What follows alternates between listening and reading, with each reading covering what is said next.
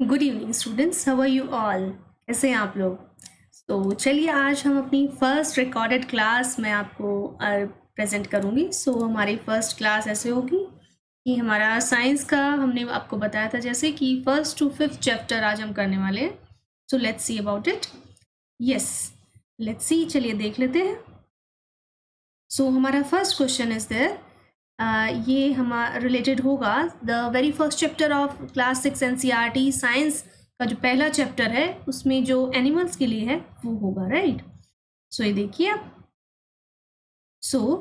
First question is here, इसमें आपसे पूछा गया है, let's see. Yes, so the question is about the statements following this. Consider the statement following below. Statements below. Lions and tigers eat other animals and drink milk of animals as well. Is it true? No, because lions and animals are carnivorous. ये दूसरे animals को तो खाते but ये milk नहीं पीते हैं दूसरे animals का. So this statement is straight away wrong. So next statement is animals like tiger, deer, cat are carnivorous. Is it? क्या ये जो डियर इसमें इंक्लूडेड है ये कार्निवरस होता है, मीन्स ये मांसाहारी होता है? नहीं, तो ये भी स्टेटमेंट आपका गलत हो जाएगा। हमने इनकरेक्ट स्टेटमेंट पूछा है, इसको ध्यान से देखिए। A buffalo is feeded by small animals hay, milk and oil cakes. जो एक भैंस होती है उसको हम क्या खिलाते हैं? उसको छोटे जानवर, उसको भूसी, चारा, ये सब तो ठीक है। मिल्क और स्मॉल एनिमल्स एक बफेलो नहीं खाती है, राइट? और पीती है, ठीक है? तो इनकरेक्ट स्टेटमेंट कौन सा हो गया? All of the statement D is the right option, right? हमारा डी हमारा इनकरेक्ट जो करेक्ट ऑप्शन होगा, क्योंकि इन्होंने इनकरेक्ट पूछा था। चलिए नेक्स्ट क्वेश्चन देख लेते हैं। Next question is about the nutrients in our body. हमारी बॉडी में कौन कौन से न्यूट्रिएंट्स होते हैं जो बहुत इंपॉर्टेंट है हमारे लिए, हमारी ग्रोथ के लिए? चलिए एक बार क्वेश्चन देख लेते हैं. So this question is about, let's see, consider the following statements. Proteins and are energy giving nutrients of body, right? ये energy को देने वाले कुछ nutrients होते हैं. Is it true? No, this is not true. क्योंकि proteins हमारे body building factors होते हैं body में, right? जो हमारी healing properties होती हैं वो proteins के लिए अंदर होती हैं. Vitamins can help in protecting our body against diseases. Is it true? Yes, ये ट्रू है, क्योंकि विटामिन्स हमारी बॉडी को बचाते हैं। जैसे अभी कोरोना का सीज़न चल रहा है, अगर हमको पता है कि हमने काफ़ी ज़्यादा जानकारी कोरोना के बारे में ले ली है कि इसमें कहा गया है कि अगर आप कंटिन्यूस विटामिन सी का यूज़ करेंगे तो it will heal your body, it will protect your body against the virus. Okay, virus के खिलाफ ये आपकी बॉडी को बचाएगा. ओके, ये स्टेटमेंट करेक्ट है. Vitamin A helps the body to fight against many disease. No, it's not vitamin A, it's vitamin C. हमारा statement 2 only is correct. Option B is correct हो जाएगा हमारा, राइट? ये देख लीजिए, हमारा स्टेटमेंट बी सिर्फ करेक्ट है, बाकी सब गलत है. Next question is about vitamins. Vitamins and minerals are about, let's see, the next question is about. हमको मैच द फॉलोइंग करना है कि कौन सा विटामिन और उसकी डिजीजेस मैच करती हैं. लेट्स सी, विटामिन बी आपने सुना होगा, बहुत इजी है कि आप बी से बी ही शुरू होता है तो बेरी बेरी हो गया. हम देख लेते हैं ए में सेकंड कौन सा है. एक तो इसमें है और एक ए में सेकंड, नॉट लाइक दिस, ये हमारा ए में सेकंड होगा तो सिर्फ इसमें ही हमारा ए में सेकंड. तो हम स्ट्रेट अवे इसी से ए की ऑप्शन है सिंपल, और हम उसको देख के और इस मेथड से हम अपना क्वेश्चन सॉल्व कर सकते हैं बहुत इजीली. विटामिन ए कौन सा होता है? ए से हमारी जो होती है पुअर विजन और लॉस ऑफ विजन, हमारा इसका डिजीज होता है अगर हमारी बॉडी में विटामिन ए की कमी हो जाए तो. Next is iron. आयरन से हमारी बॉडी में क्या कमी होती है? आपने सुना होगा कि वुमेन्स में एनीमिया की बहुत कमी पाई जाती है, बिकॉज क्योंकि उनमें आयरन का लैक हो जाता है उनकी बॉडी में, दैट्स वाई. कैल्शियम हमने सुना है कि हमारे जो टीथ्स होते हैं, हमारी बोन्स होती है, वो कैल्शियम की बनी होती हैं. तो अगर टूथ टिके है, दांत में प्रॉब्लम है, दांत में कमज़ोर है दांत किसी के, तो उसमें उसकी बॉडी में कैल्शियम की कमी हो सकती है. Getting me? Let's see. हाँ जी, B is the right answer, ठीक है. Next question is about fabrics. हमारा थर्ड और फोर्थ चैप्टर इसमें बुक में, ये हमारा फैब्रिक से रिलेटेड है. लेट्स सी हमारे इससे रिलेटेड क्या क्वेश्चन है. So our question is, let's see. Okay, ये देख लीजिए क्वेश्चन. सो इसमें हमारा ये ऑप्शंस हैं जो देख लेते हैं कि yarns are made up from fabrics. Is it true? No, it's not true. Yarns fabric से नहीं बनते हैं. Instead of fabrics yarn से बनते हैं. ओके, तो ये स्टेटमेंट हमारा गलत हो गया. The process of making yarn from fabric is called spinning. Is it true? yarn को फैब्रिक से बनाने का नहीं. अगर ये ही स्टेटमेंट गलत हो गया तो ये कैसे सही हो सकता है? तो ये स्टेटमेंट भी ऑटोमेटिकली रॉन्ग हो गया. Jute is the outer covering of coconut. ऐसा होता है?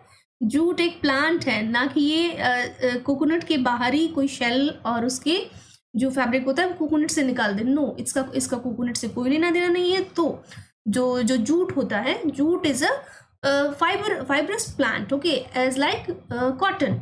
ठीक है. सो जूट हमारा मैक्सिमम कहाँ होता है? बांग्लादेश और हमारा वेस्ट बंगाल में होता है सबसे ज्यादा, राइट. सो देख लेते हैं हमारा let's see, excuse me. So हमारा करेक्ट स्टेटमेंट कौन सा होगा? None of the above. सारी स्टेटमेंट हमारी रॉन्ग हो जाएंगी. Okay, let's see. Next question is about the materials. Materials हमारे हार्ड होते हैं, सॉल्युबल होते हैं, सॉफ्ट होते हैं. Let's see. So the question is about materials which can be compressed are stretched easily are called soft materials. Is it true? Yes, ये सही है. जो मटेरियल्स इजीली मुड़ जाते हैं, इजीली मोल्ड हो जाते हैं, उनको हम सॉफ्ट मटेरियल बोलते हैं. और इसके अपोजिट क्या होता है? Hard material. जो मटेरियल आपका बहुत मुश्किल से टफ बहुत उसको हैंडल करना बहुत टफ होता है और उसको बहुत मुश्किल से मोड़ा जाता है या उसको मोड़ा ही नहीं जा सकता, वो हमारे हार्ड मटेरियल्स हो जाते हैं.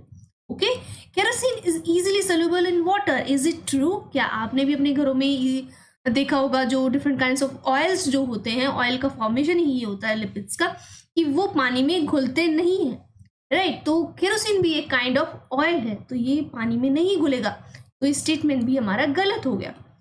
सो पहला स्टेटमेंट करेक्ट है, तो पहला अगर ये करेक्ट है तो ये 3 भी करेक्ट होगा. तो ये हमारा, इसी से हम देख सकते हैं कि हमारा क्वेश्चन सी ऑप्शन हमारा करेक्ट होगा. When a heavier component in a mixture settles after water is added to it called sedimentation. yes, अगर पानी में सपोज हम कोई गंदा पानी लेके आए, उसमें बहुत ज़्यादा मात्रा में, बहुत ज़्यादा क्वांटिटी में पोल्यूटेंट्स है, उसमें डिसइंफेक्टेंट्स हैं जो कि उसमें बैठ जाते हैं. अगर उसको थोड़ी देर के लिए स्टेबल पानी को एक तरफ रख देते हैं, राइट, तो उसको हम उस प्रोसेस को हम बोलेंगे सेडिमेंटेशन. ट्रू. तो हमारा सी ऑप्शन करेक्ट हो गया है, right. Let's see. Yes, C option is correct. So next question is about current affairs. Current affairs में हमारा क्या क्वेश्चन है इससे रिलेटेड देख लेते हैं. North Atlantic Treaty Organization, NATO. NATO बहुत इंपॉर्टेंट हमारा एक ऑर्गेनाइजेशन है. हमारे कुछ स्टूडेंट्स हमसे डेली रिक्वेस्ट करते हैं कि मैम कुछ ऑर्गेनाइजेशन से रिलेटेड क्वेश्चंस लेके आइए.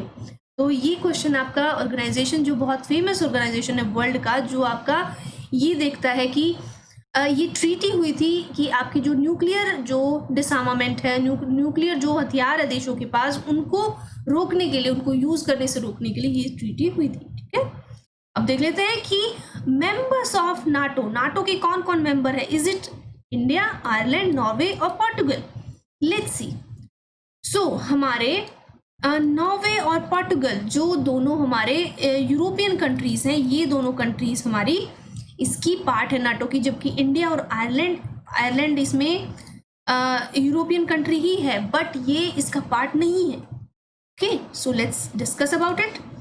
Ireland has unique position as a member of the European Union that is not a member of North Atlantic Treaty Organization, NATO alliance, right? So European union का member तो है, but ये NATO का member नहीं है. इसका position बहुत unique माना जाता है इस बारे में. Okay, next question is about, देख लेते हैं. ये हमारे कुछ जानवर हैं, हमने जानवरों के बारे में पहले भी डिस्कस कर रहे हैं, तो हम लेट्स सी कि इसके बारे से रिलेटेड कौन सा question. So this question is about following statements. ये देख लेते हैं. With respect to National board for Wildlife, okay, wildlife से रिलेटेड ही क्वेश्चन है। हम इसको पहले पढ़ लेते हैं अच्छे से कि कौन सा इस क्वेश्चन में क्या पूछा गया है, राइट। ये देखिए, it is a statutory organization constituted under the Wildlife Protection Act 1972. Is it true? Let's see. It is the apex body chaired by Prime Minister to review all wildlife related matters and approve projects in the around national parks and sanctuaries. Is it true? क्या हमारा जो ये apex, ये जो national board of wild life है, ये क्या हमारे जो नेशनल पार्क और सेंचुरीज होते हैं उनके लिए प्रोजेक्ट्स को अप्रूव करता है? क्या ये वो नोडल एजेंसी है? Let's see. हमने करेक्ट पूछा है, तो दोनों स्टेटमेंट हमारी करेक्ट हो जाएंगी। 1972 में बना था और ये हमारे नेशनल पार्क के लिए जो हमारा जो डिफरेंट प्रोजेक्ट्स हैं उनको अप्लाई करता है, राइट। सो लेट्स सी, देख लेते हैं।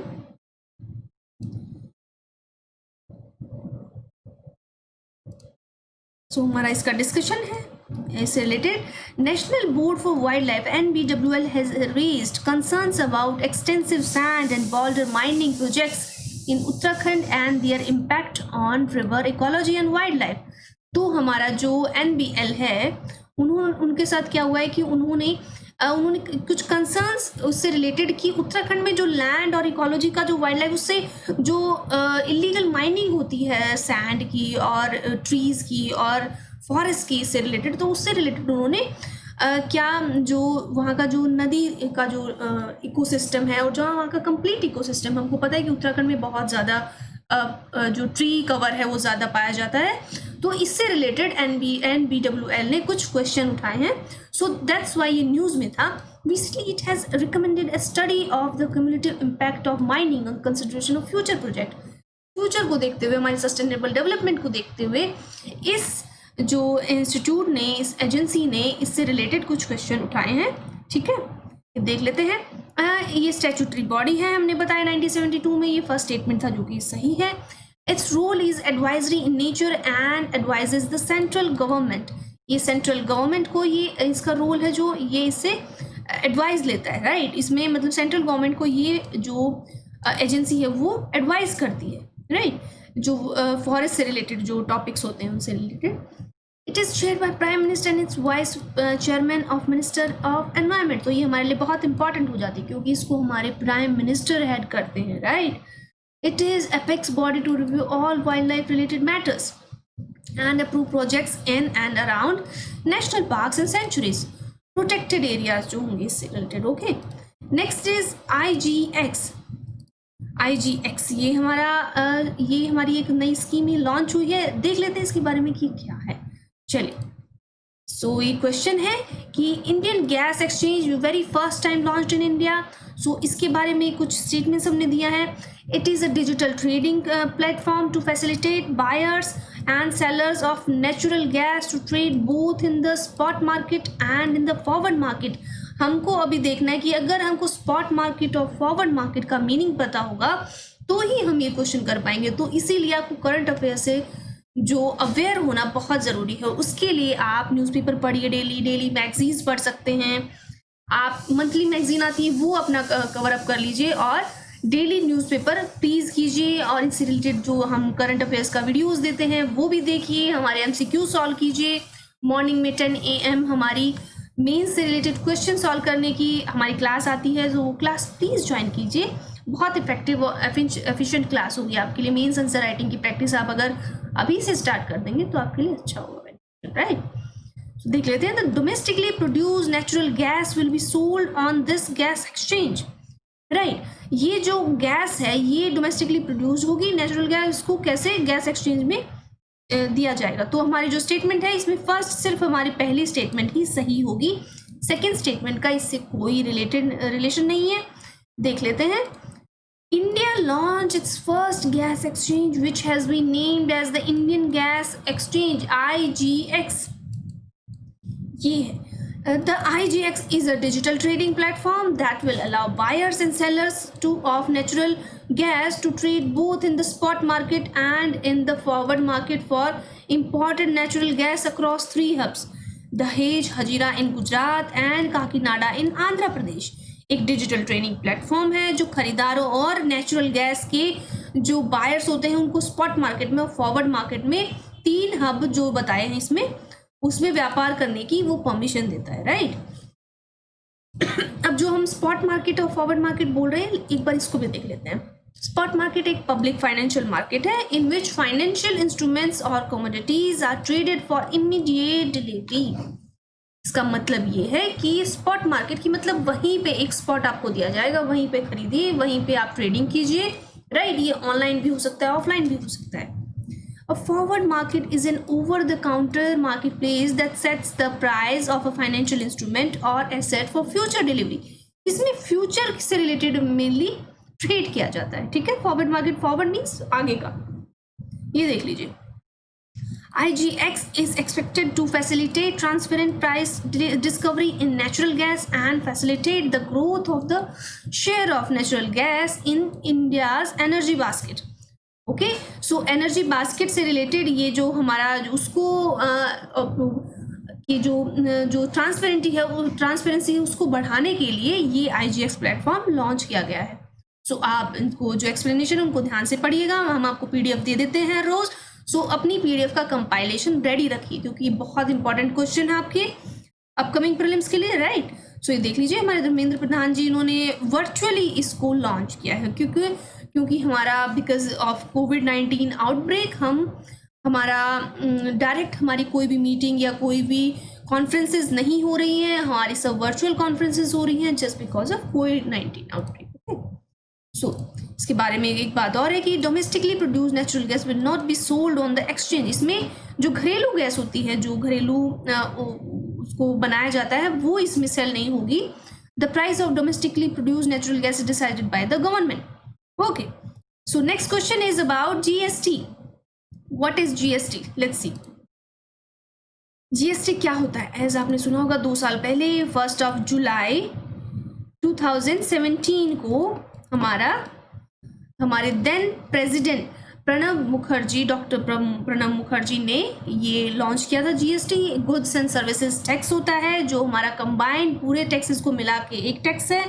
अब हमें इससे रिलेटेड बहुत बेसिक क्वेश्चन है कि हमको पता होना चाहिए कि किस किस पे लगता है under food items. Okay, serial gains heard अनाज के दाने, राइट। और प्लेन चपाती और रोटी, अगर हम कोई चपाती और रोटी बेच रहा है बना के, राइट, उस पर लगता है कि नहीं। न्यूज़पेपर जो एडवर्टाइज मटेरियल होता है उस पर लगता है कि नहीं। मिल्क इन टेट्रा पैक, जो टेट्रा पैक का एक मिल्क आता है जो सिंपल पैक में होता है, प्लास्टिक पैक में, like Amul, Mother Dairy we are using in daily lives.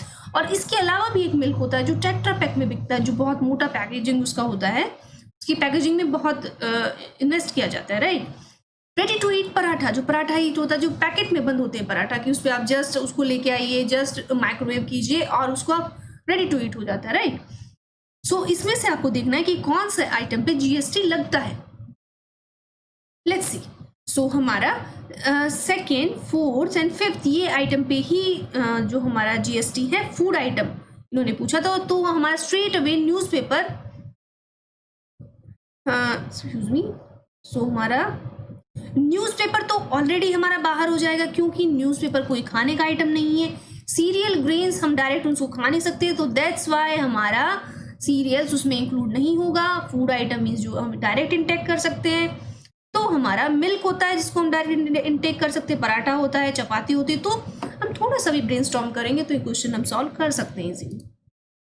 ये देखिए, products such as milk is tax free but milk in Tetra Pak is taxed at 5%। जो अगर कोई सिंपल दूध ले रहा है तो वो टैक्स फ्री होता है, बट अगर वो टेट्रा पैक में आएगा क्योंकि उसकी पैकेजिंग पे बहुत पैसा लगा है तो वो हमसे GST लेगा 5%, राइट।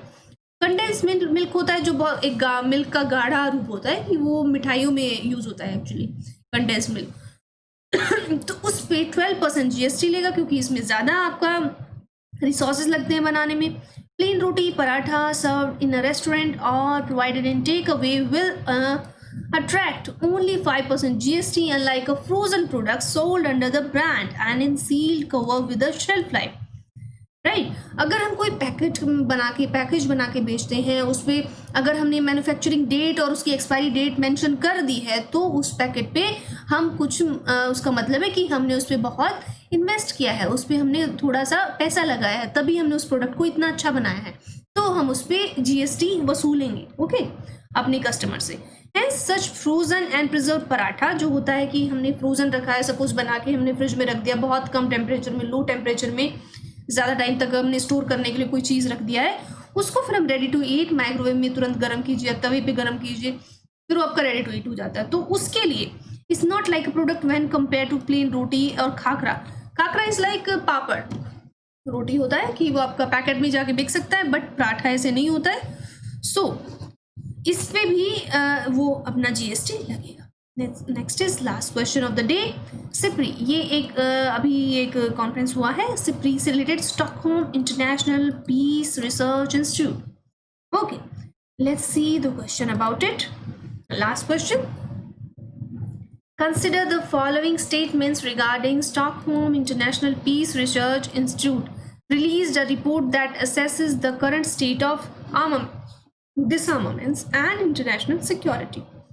ये देख लेते हैं इससे रिलेटेड। और हमने both China and Pakistan have larger nuclear arsenals than India. ये कह रहे हैं कि चाइना और पाकिस्तान दोनों को के जो हथियार हैं वो मिला के हमारे इंडिया से ज़्यादा बनते हैं, जो परमाणु हथियार, ठीक है।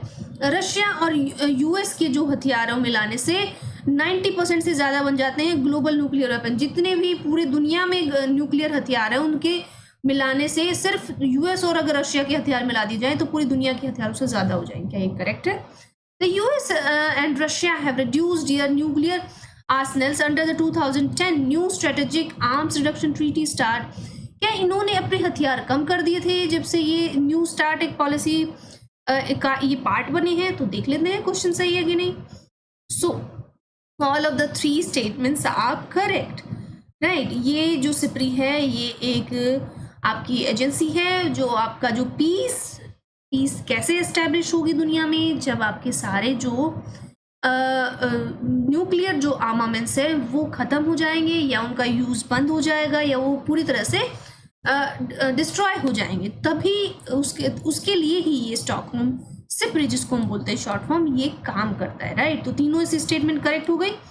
Let's see, China is in the middle of the significant modernization of its nuclear arsenal. China's nuclear arsenal had gone up from 290 warheads in 2019 to 320 in 2020. Okay, चीन अपने जो उसका न्यूक्लियर जो जिसके वेपन्स है चाइना के, वो एक महत्वपूर्ण जो मॉडर्नाइजेशन के बीच में है, मीन्स वो उनको इंक्रीज कर रहा है।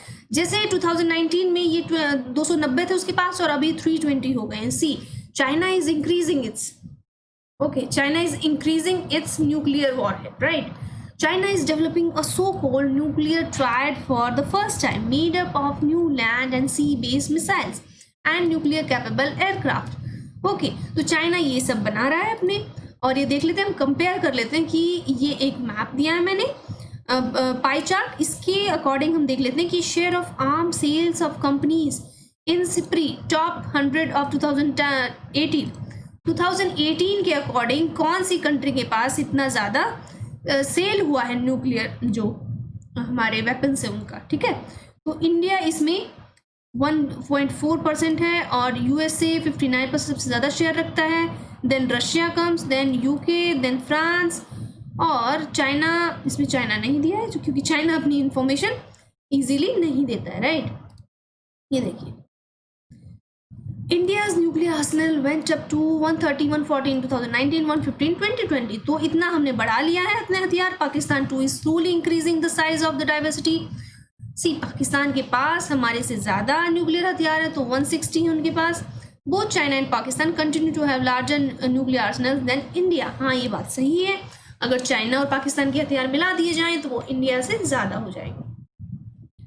So next is, decrease in the overall numbers was largely due to the dissettlement of old nuclear weapons by Russia and US, which together possess over 90% of the global nuclear weapons.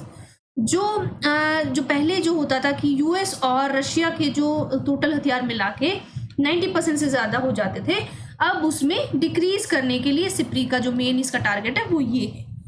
Okay, so that is all about today. So this is me, Nidhi Singh. I've been teaching UPSC CSE students for different subjects and different fields for several years, right? So thank you so much for joining me. और मैं कोशिश करूँगी कि अपनी classes दोबारा से live resume कर पाऊँ. आपके लिए एक और बहुत स्पेशल चीज़ आ रही है, मैं आज उसको हो सकता है कि उसको लॉन्च कर दूँ. So thank you so much. Join me on Twitter, Facebook, Instagram, Telegram. हमारी PDF आपको Telegram पे मिलती हैं.